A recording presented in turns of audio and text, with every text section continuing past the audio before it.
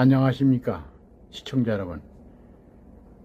오늘은 김건희 여사 의혹에 대한 검찰의 책임이라는 제목으로 말씀을 드리겠습니다. 이원석 검찰총장이 윤석열 대통령 부인 김건희 여사의 명품백 수수 의혹과 관련하여 전담 수사팀을 구성하고 고발인 조사에 들어갔다고 합니다.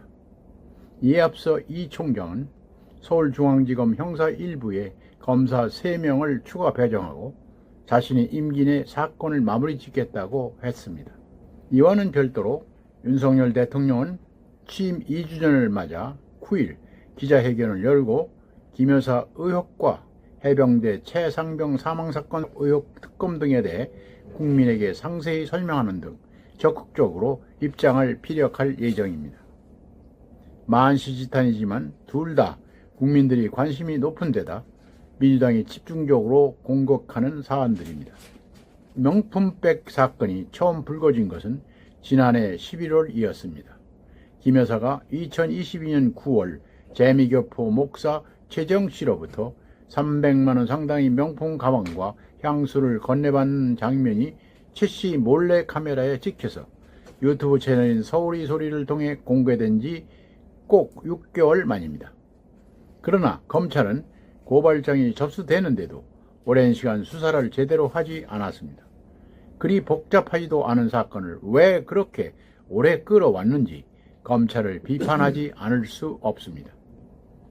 정부와 여당도 이 사안이 김 여사를 궁지에 몰아넣기 위해 사전에 기획한 몰래 카메라 촬영이라는 측면만 부각하는 데 급급했습니다. 하지만 국민은 대통령 부인이 고액의 선물을 건네받는 모습에 놀랐고 명품백을 어떻게 처리했는지 법적으로 문제는 안 되는지 궁금해했습니다. 더불어민주당은 마침내 지난해 12월 김 여사 관련 특검법을 통과시켰고 윤 대통령은 거부권을 행사했습니다. 이 법안은 지난 2월 재의결에서 최종 부결됐습니다. 그러는 동안 검찰이 수사를 진척시켰다면 적잖은 의미 풀렸을지도 모릅니다. 윤 대통령은 지난 2월에 있은 KBS 대담에서 아쉽다는 언급으로 넘겼고 이 때문에 사안을 더 키운 꼴이 되었습니다. 김 여사가 예빈 방문에도 두문불출하는 사이 관련 의혹을 보도한 방송사들은 방송통신심의위원회 등에서 중징계를 받았습니다.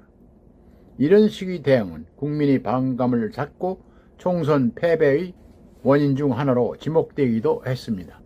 조국혁신당 조국 대표는 총선 다음 날 검찰은 윤 대통령의 부인 김건희 여사를 즉각 소환해 조사하라고 촉구하기도 했습니다.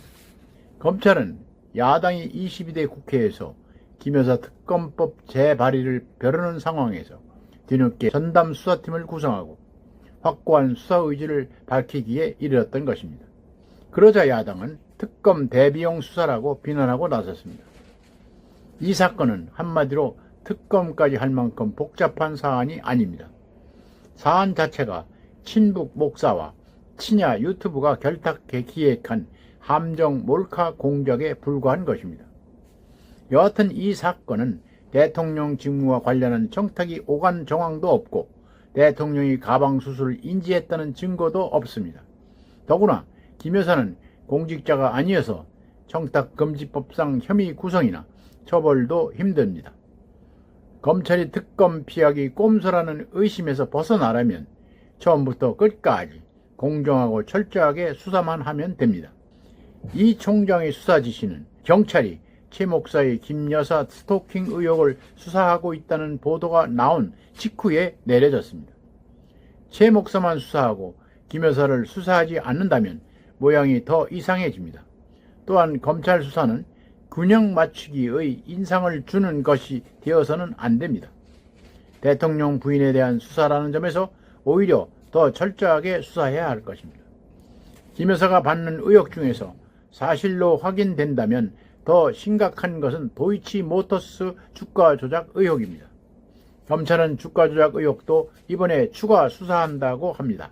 이미 알려진 대로 이 사건은 문재인 정부 검찰이 1년 반에 걸쳐 수사하고도 혐의점을 찾지 못했던 것입니다. 검찰은 늦었지만 이 의혹 역시 한 점의 의혹도 남기지 않도록 수사하고 책임을 물을 건 묻고 넘어가야 할 것입니다. 그래도 야당이 특검을 고집한다면 국민이 그때 판단할 것입니다. 오늘은 여기까지입니다. 끝까지 시청해 주셔서 감사합니다.